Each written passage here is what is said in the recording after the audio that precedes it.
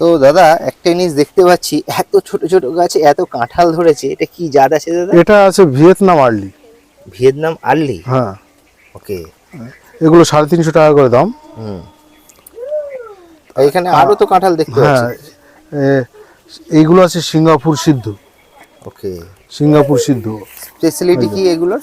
সবগুলো খাওয়ার যোগ্য এবং খুব ভালো আর কি। এইগুলো আছে হানি পাম জ্যাকফ্রুট। হানি জ্যাকফ্রুট। হ্যাঁ, হানি জ্যাকফ্রুট। এগুলো নিশ্চয়ই এই সব বাইরের গাছ তো, হুম।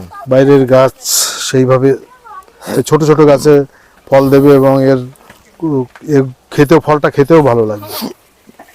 মানে তরকারি বা এতে সবকিছুতে খুব ইউজ হ্যাঁ করতে হ্যাঁ পারবে। হ্যাঁ হ্যাঁ। আর এটা আছে সিদ্ধু। সিদ্ধি।